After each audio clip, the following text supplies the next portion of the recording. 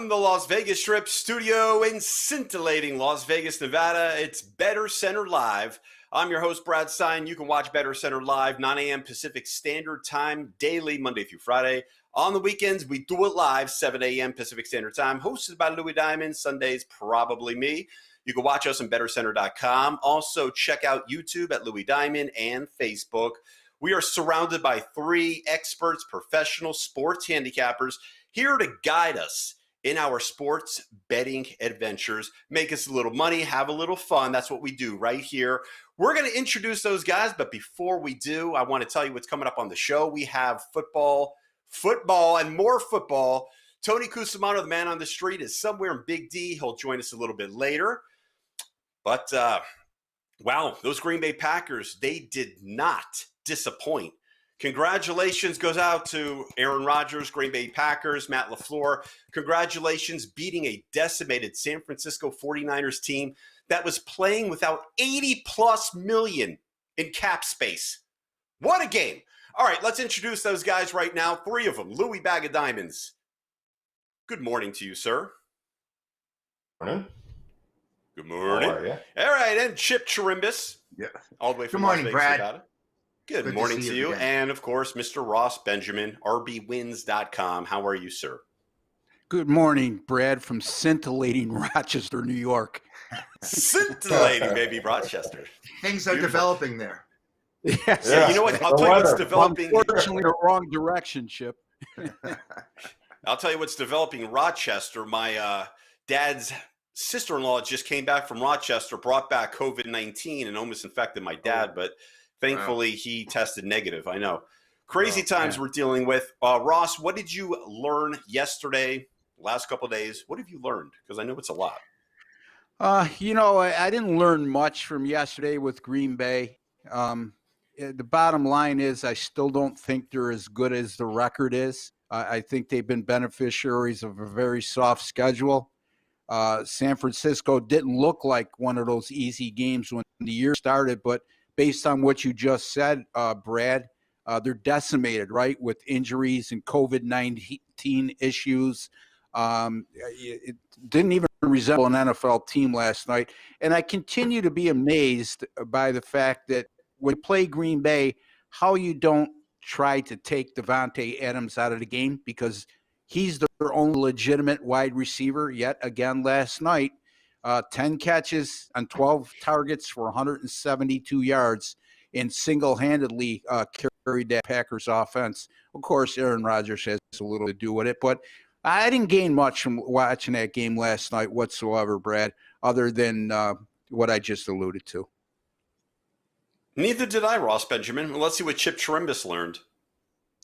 Well, I learned that it was 148 years ago when Susan B. Anthony tried to cast her ballot in the election. She was arrested $100. And you know what? She never paid that fine. And if we had collected the interest on that, by now our budget would be balanced.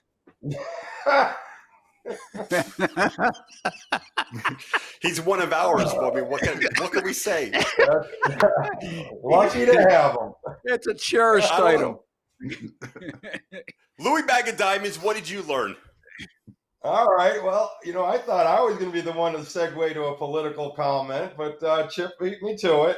It won't be a political comment. It'll just be a comment on the betting of the election, which I learned yesterday, because I made a large wager. And at the end of the day, this election, on a betting standpoint, cannot be decided by the news telling you who won. So I recommend all bookies hold their bets when a decision is made, because if this decision flips, there's going to be some hell to pay with the bookies as well. Thank goodness I cleared it up with my bookie, and I'm going to give him props. Okay, Jazz Sports, I'm giving him props because he was very clear. Okay, after it, that this will come down to somebody has to concede. In other words, the news doesn't have the power to decide who won this election. So hold all your tickets, guys, if you made a wager, or get in your bookie's ear, because if they cash this ticket with the first announcement, that's fraud too. The bookie's hustling you because they're very heavy on Trump. So that's what I learned yesterday. Back to sports.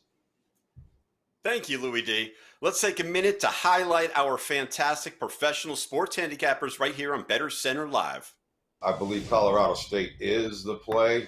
You see that it went from 5.5 now down to 3.5. I think Colorado State, little money line action has a potential. Colorado State at home is primed to get a big win here. Even though they were pushed around their first time out, they've had time to adjust and make some moves. I think the Cowboys are going to get lassoed. If I had a small lean in this game, it's not a game I'm using.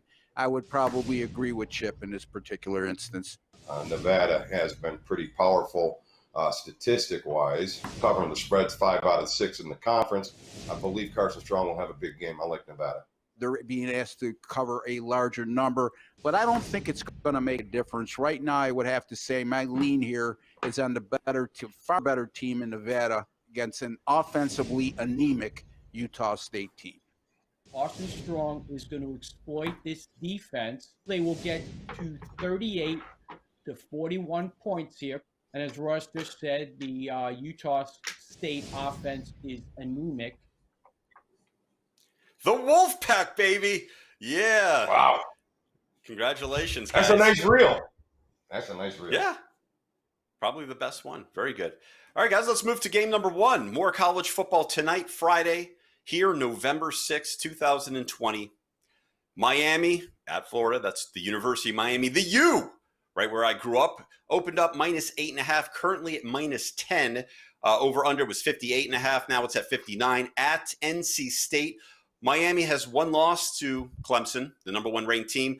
The interesting thing with NC State, I believe they're 4-2, but they've given up more points than they've actually scored, and they've given up more yards than they've actually gained.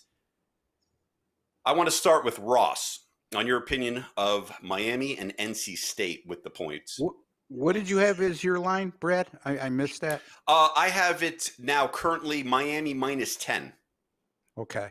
So it went from 8 to 11 to 10. So having said that, I just think the value here is with the home underdog, in my opinion. I don't think Miami is the number 13 team in the country. I think they're a top 25 team, but like many teams currently ranked in this AP poll and coaches poll right now, it's a little misguided. NC State does give up a lot of yards. You are correct, Brad, but they also can score.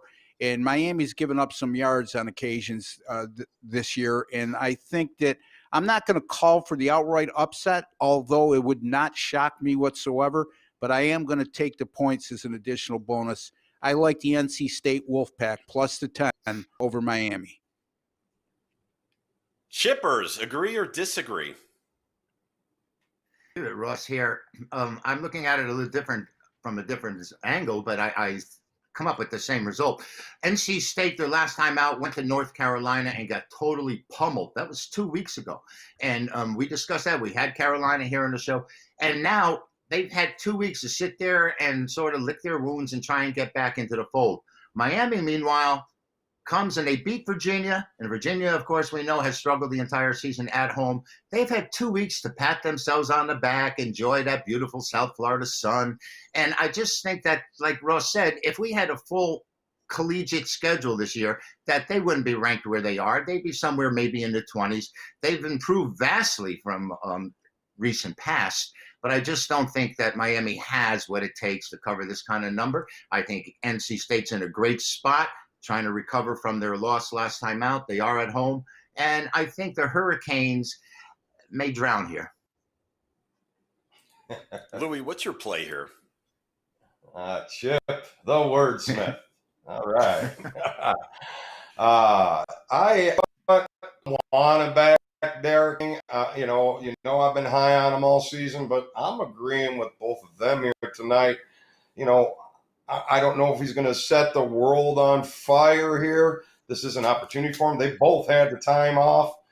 I'm not a fan of laying them points on the road. If this were Thursday night, I would be all over NC State and under, because for some reason That's where they excel. But now we hit a Friday night, so I just don't want to go against Eric King. And so I'm just going to kind of pass, and I'm leaving these two guys with their opinion on NC State. I'll lean on that. I'll lean on the points. Absolutely. Thank you, guys. Moving along to game number 2, San Jose State at San Diego State. This opened up San Diego State -10, currently still -10. 48 over under, 48.5 is what I have currently. And we'll start with Chip.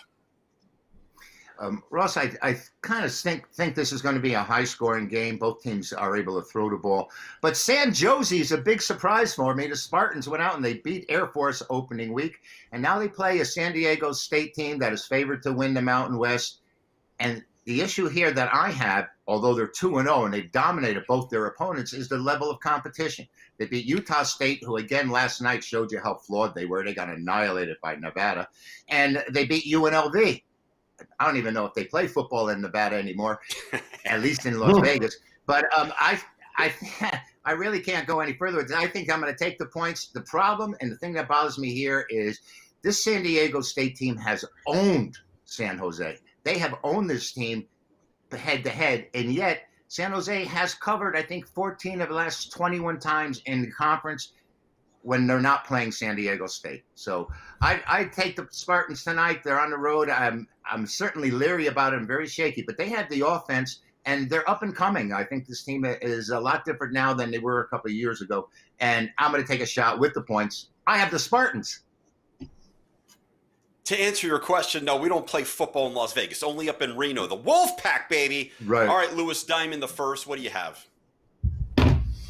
I'm gonna disagree with Chip a little bit here. I see too many stats that just point to the under. I see San Diego State being the dominating team in the matchup. In San Diego State, 21-7 to the under the last 28 games overall, 26-10-1 to the under as a home favorite, and 36-17-1 overall at home to the under. 5 out of the last 6 games have played under. So, I just see these as trends that I believe will give you the edge. Unfortunately, I can't really go to town with just that because you got 5 straight overs for the Spartans in the road games, which Chip is going to try to capitalize with that, and I could kind of see that. But I'm still going to have to. I'm still going to have to lean for an under on this play here today. And if I were to take a side, it would be San Diego State. But I'm not. They've been pretty strong the last couple of years. So, but other than that, I don't have much to work on to bet it in late points. Mr. RBWins.com, what do you have for us? This line jumped right out at me when I first looked at it this week because you have a perennial power in the Mountain West Conference in San Diego State that contends for a conference title every year. And they're only a 10-point favorite against a San Jose State program that over the last 3 years in Mountain West Conference play is 4-20 straight up. So to me, it looks like a trap. Again, I agree with Chip in terms of the strength of schedule definitely favors San Jose State thus far. San Jose State 2-0 straight up in ATS to start the year.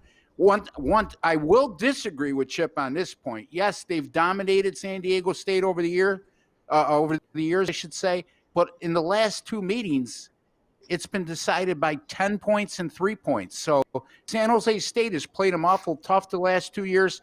And then the final point I want to make is people got to realize San Diego State has gone through a coaching overhaul. Rocky Long, in an pretty much unprecedented move, left an FBS program in San Diego State to take a defensive coordinator position at a Power 5 school. Who does that? Okay? The defensive coordinator that was there with Rocky Long took a job at Mississippi State. So, again, I think San Jose State is going to be the play here. I would not be shocked whatsoever to see an outright upset here, but I am going to take the points, like the last time, as an additional bonus. I'm taking San Jose State plus the 10 over San Diego State. San Jose State. You heard it right there from Ross Benjamin. We're going to finish out college football for Friday night on game number 3. That would be BYU at Boise State. This opened up as a pick'em. It is now BYU -4 over under 59, which is currently at 62.5. Chip, what do you have for us? I love this game. I really do. When I saw the first number on this game, BYU comes out, then we know Zach Wilson's going to be a pro. He's going to be playing on Sundays, the quarterback for the Cougars. And the difference between these two teams is where they're playing. I believe BYU is 0-6 lifetime when playing at Boise. And Boise, of course, was a huge favorite the last time they played them at home. The last time they were there, Zach Wilson came in, and Boise squeaked out a win. I think this time I just see that the Broncos being ready, being at home. I think that all of the Cougars, the BYU's eyes are going to be crossed because of that darn blue field. I keep trying to adjust the tint on my TV and it doesn't work, but I like the Broncos here. I'm going to take Boise State. All right, fair enough. 2 undefeateds, but neither team has really played anyone. So let's move to Ross Benjamin and get your thoughts. Well, again, we're looking at these rankings. What's BYU ranked number 9 right now? Who have they beaten? As you just Houston, said, Brad. That's it. Yeah, and Houston doesn't have a winning record right now. Nope. They're 2-2.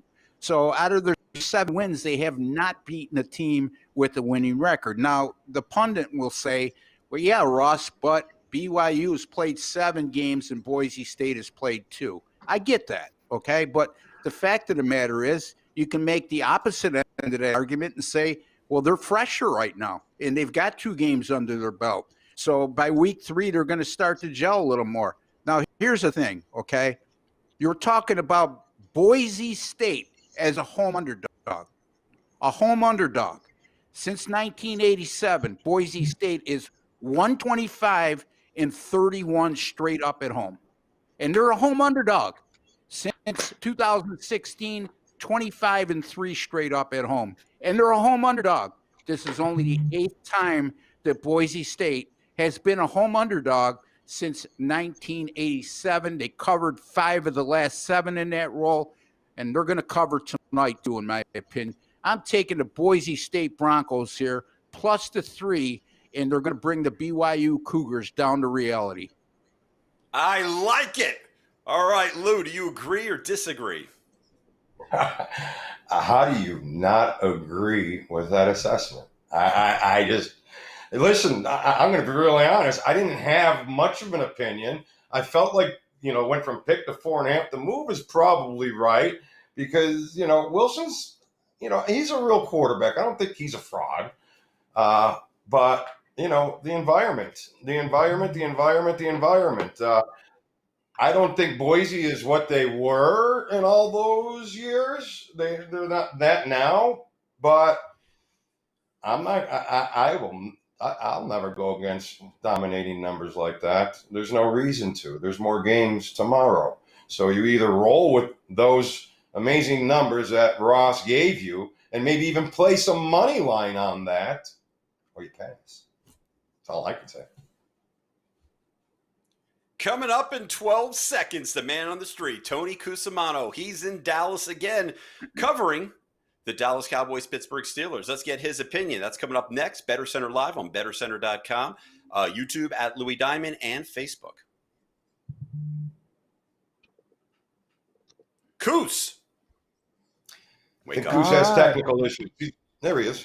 All right, we're straight now. The little bit of the technical, we got it straightened out through technology and engineering back at the studio there. So here we are, guys, back in Dallas, Texas. Here, AT&T Stadium.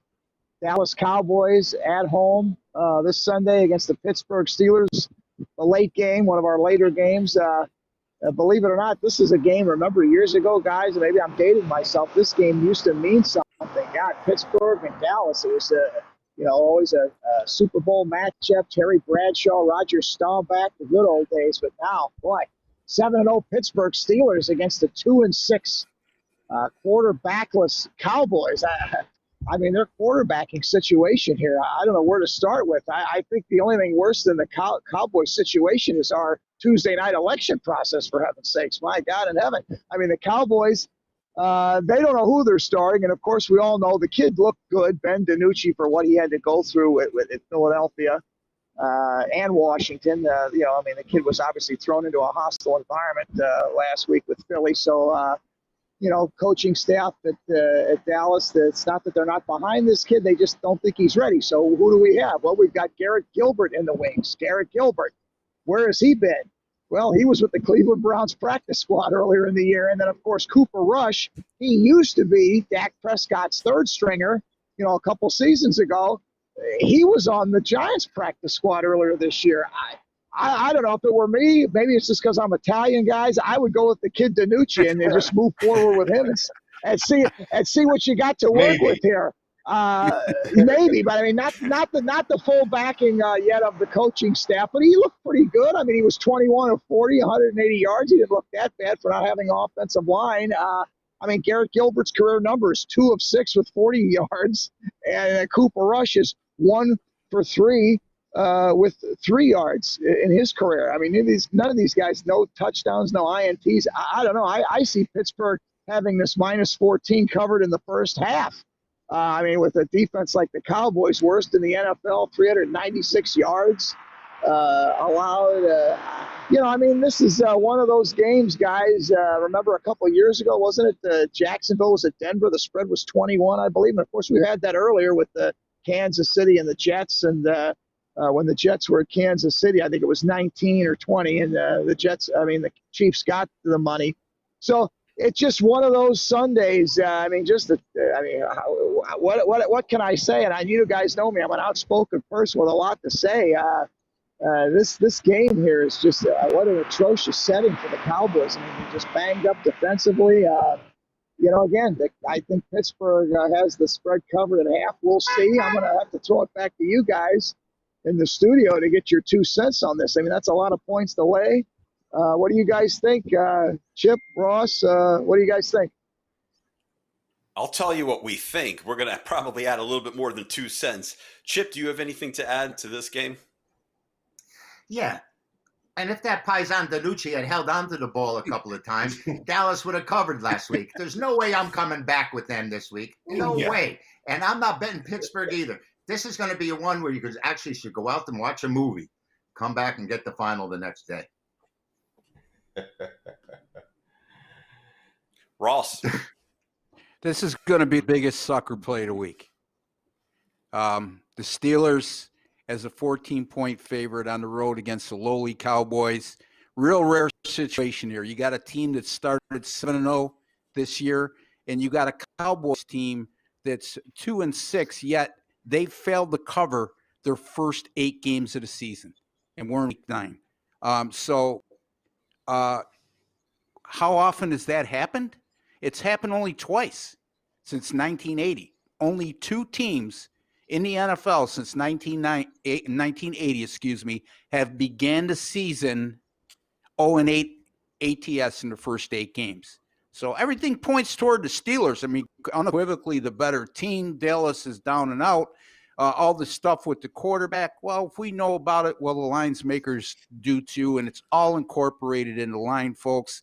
And remember, Pittsburgh is coming off a huge win against Tennessee, a very physical game, 27-24. Another physical game last week against the Baltimore Ravens. Now, they've just faced 2 of the most elite teams in the NFL, in the AFC, I should say.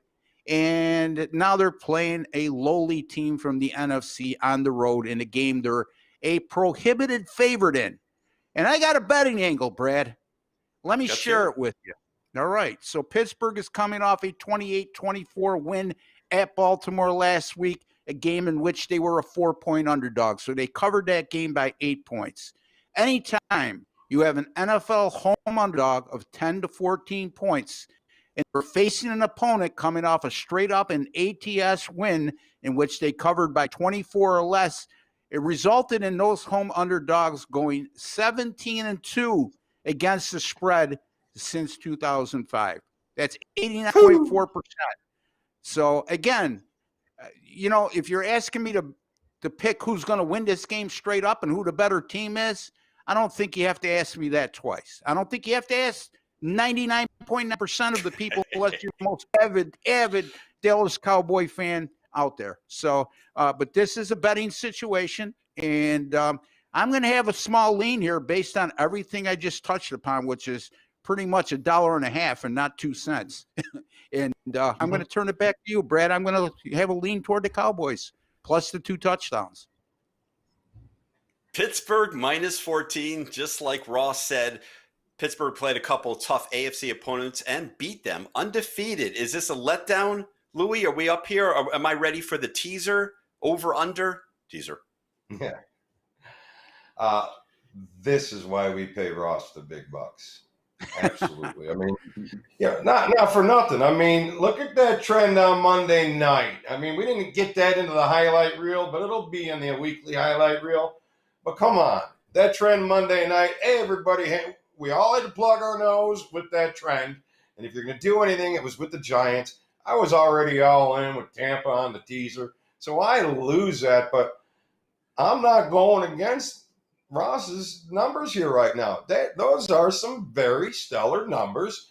And it is flat time for Pittsburgh. I don't think they're going to lose the game outright. I don't even know how the hell Dale's going to cover. But plug your nose, guys. Cowboys. Ugh. Brad, let me say this.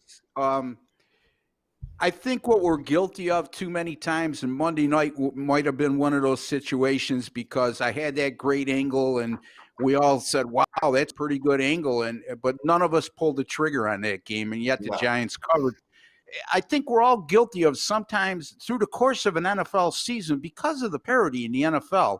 And make no mistake, there's no parity in this game. One team is decisively better than the other, but you have to make that uncomfortable play on occasion. And we were guilty of not doing that on Monday. I don't know if I'll be guilty of doing it again on Sunday, but I certainly am not going to take Pittsburgh. Let's put it that way. Yeah, understandable. Fair enough. Guys, let's move to game number 4. We're going to go to the National Football League again. The Miami Dolphins, Tua Tagovailoa, his second start at the Arizona Cardinals. Let's start with Louis Bag of Diamonds. Well, this is a rematch. I have Tua and Kyler when he was at Oklahoma, and Tua got the money. So maybe a little revenge in that mind of Kyler. But either way, I mean, he's got to be prepared for a game. I will not go against Kyler. I'm certainly don't want to lay the points here at all because I don't know what Miami is. But I do know they didn't do much but score a lot of points last week. And if they got some kind of miracle force behind them right now, let's wait and see that. So I don't want to bet against Miami for what kind of happened because it was, I don't know if it was an anomaly or not.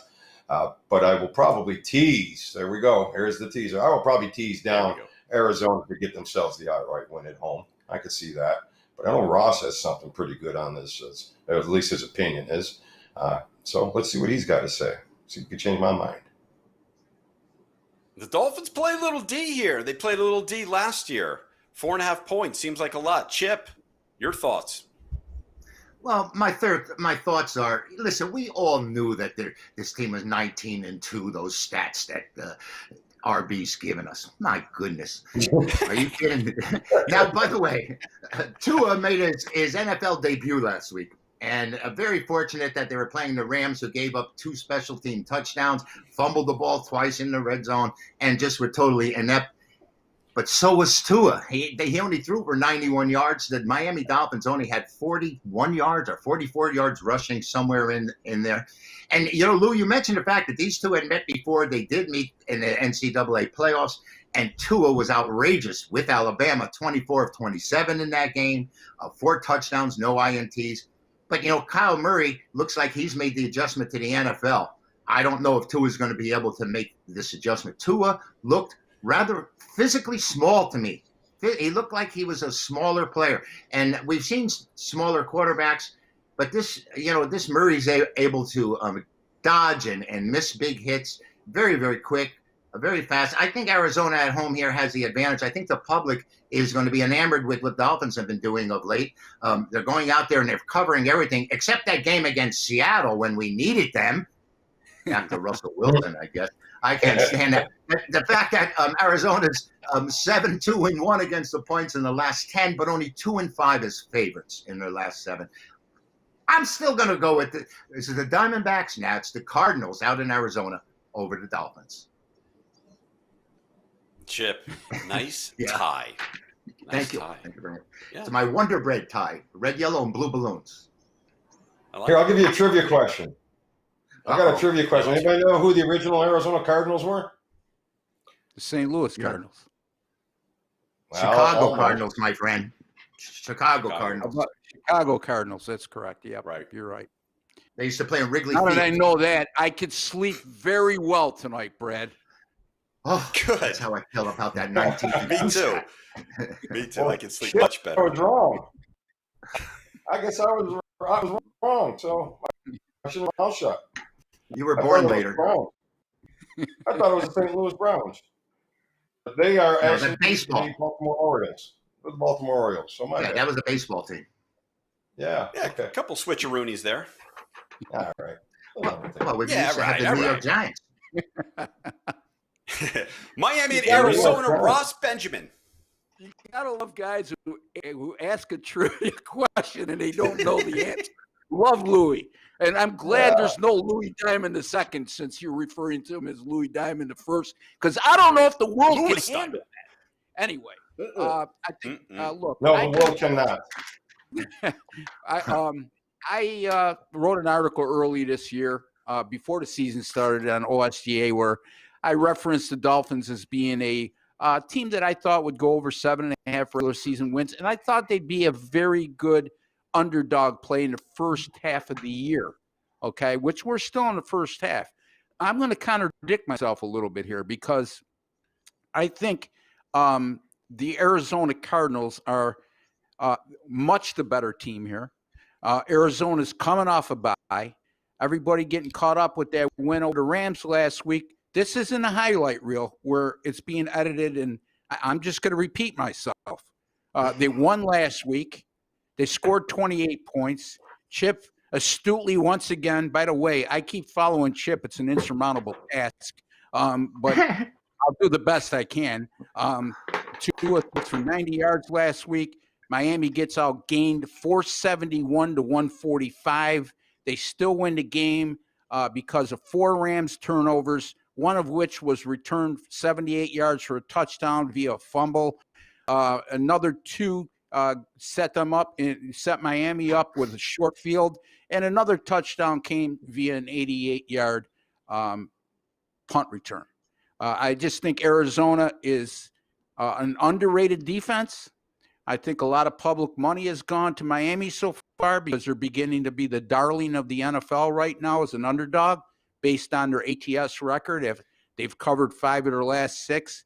I like the Arizona Cardinals here, minus the points, over the Miami Dolphins. And boy, oh boy, Brad, you got to do me a favor. I can't keep following Chip. I want to follow the guy who gives out trivia questions and doesn't know the answer to his own question. I love you, Louis. Hold on 1 second. So I didn't have to admit that, number 1. Okay, but number 2, I applaud you. I applaud you for your honesty. So do I. There you go. So now here's the true story. And I know I mentioned this a little bit before, but not too many guys can sit down and say they shut up Tommy Lasorda in baseball trivia. I own that. Unfortunately, that's all I got, because if I were smart, I would have said, Tommy, if I get this right, because I was young, can I get a tryout? No, instead I showed him up, and now he hates me.